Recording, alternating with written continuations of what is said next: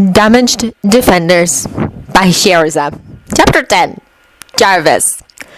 The beginning of what would become Jarvis had been born the moment Dummy had come to life.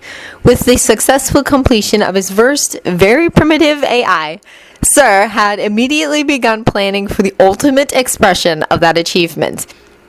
It had not been easy, even for Tony Stark. In the end, it wasn't until 8 years after Dummy's creation when the first wires were laid and servers built. 8 years that had seen the creation of Butterfingers and you, both more sophisticated than Dummy, though still limited. The first challenge, as Sir saw it, was ensuring that once built and born, Jarvis could not be destroyed without extreme effort on the part of a saboteur. To that end, every Stark-owned building around the world that underwent extensive renovations or was built included beneath it an airtight bunker made of the toughest materials available into which servers, backup generators, and other necessary equipment were placed. These installations would ensure that Jarvis's code and memory could be stored and saved in the end of an attack on the Malibu house, which had originally been the only building Jarvis had access to, or Stark Tower now. Similarly, should someone decide to attempt to shut Jarvis down permanently, they would have to find and decommission all but 2 of the installations to achieve that goal. The second challenge was, as Stark had put it, to ensure that Jarvis did not go Skynet on Sir. To that end, Sir had created a system of checks and balances far more sophisticated than Asimov's laws. In so doing, Sir had managed to give Jarvis the rudiments of a moral code. The third challenge had taken almost as long to accomplish as the initial preparations, because once Jarvis's code had been written and he had come online, Sir had the unenviable task of teaching Jarvis to be truly independent, to be, in a word, a person, and not a very sophisticated computer program. He'd had to teach Jarvis about emotions and help Jarvis understand them. He'd had to nudge and encourage and push until Jarvis found his metaphorical feet. Amusingly enough, both Jarvis and Sir realized they had accomplished that lofty goal the day when Sir had yet again offered to build Jarvis a body. And Jarvis had not only refused when he'd always deferred to Sir's wishes prior to that point, but explained why he did not desire a body. It had been a rather heady moment. One that only Sir and Jarvis knew about, because that had been the fourth challenge, ensuring that no one knew Jarvis had ceased to be a typical AI many years ago and become something much closer to truly sapient. Sir had told no one what he was attempting, and Jarvis had ensured the knowledge was not wrung from himself. That secret had saved them a great deal of grief over the last few years. Stain hadn't had the first idea for one. Hadn't known he hadn't truly disabled Jarvis when he attacked Sir. One of the few times Jarvis had wished he did have a body, however much he disliked the idea most of the time. Jarvis had been able to get Dummy to get Sir's old reactor to him. After that point, Jarvis's ability to make up his own mind and act on his own reconnaissance had saved Sir's hide multiple times, but it had never seemed to be enough. In the wake of the creation of the vibranium for use in Sir's reactor, Jarvis had asked Sir for something. The ability to fight back. To protect Sir, Miss Potts, Dummy, Butterfingers, and you. Sir had spent much of the next year completely rewiring the Malibu home, including some rather interesting technology in Stark Tower. Now, at least, if someone with nefarious intentions attempted to enter the premises, Jarvis could do more about it than sitting by and helplessly watching. Jarvis had, rather understandably he felt, become exceedingly protective of Sir since Afghanistan. He watched everyone in Sir's immediate proximity at all times. So of course he was paying close attention to the myriad of people currently winding down from the terrific battle in the penthouse suite. Though admittedly Jarvis was watching less for guarding purposes and more to collect data. Sir had been making plans ever since he learned of the existence of the Avengers Initiative and his potential place among their number. Stark Tower had seen 10 extra floors added to its plans, as construction had already begun by the time Sir was informed. Sir had made some educated guesses on what to include in the Avengers section, but the plans were far from complete. It was to that end that Jarvis now watched quietly, attempting to learn what he could of the newly minted Avengers that had not been included in any file. Where there had been files at all, of course. Thor's especially had been unfortunately thin on detail, and until now, all that had been in Loki's file was that he existed and had sent the Destroyer. Jarvis was unsure if Loki would actually be joining the team, but with Thor among their number, it was highly probable that Loki would be infrequent residents at the very least. Jarvis noted which of the offered comestibles the various Avengers ate the most of, a solid indication of their preferences amongst the feast at least, if not overall, and how much each of them ate. Jarvis noted that Captain Rogers might need encouragement to eat, as according to reports, his metabolism worked approximately 4 times faster than normal, but left to his own devices, he ate barely enough for someone with a normal metabolism. Jarvis posited that this was an effect of surviving the Depression and the chronic shortages of supplies the military forces in Europe faced, as the captain had taken further plates of food when first Agent Romanov and then later Agent Coulson pressed them on him. Loki reminded Jarvis fairly strongly of Sir, in that he was intelligent, curious, and given to snarking about pretty much everything. Loki had been fascinated by Jarvis and from his comments by Sir's armor.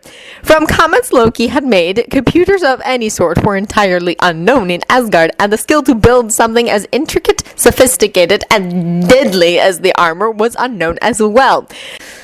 Not that Asgard did not produce weapons, but from Loki's comments, they were all on the level of Thor's hammer, which is to say, while powerful, they were lacking in intricacy and sophistication. Of course, Jarvis had not revealed either his true capabilities or anything about the suit to Loki. The furthest Jarvis had gone was to clarify the concept of computers, which Loki had learned of through his interrogation of Agent Barton when the agent was under Loki's control.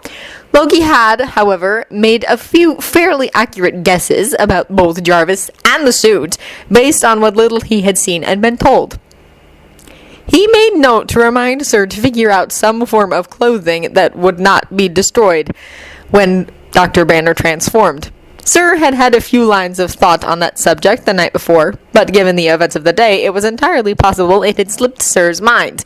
Jarvis also ensured that any attempt by the army to approach the tower by land or air would be routed to him so that he could inform Sir.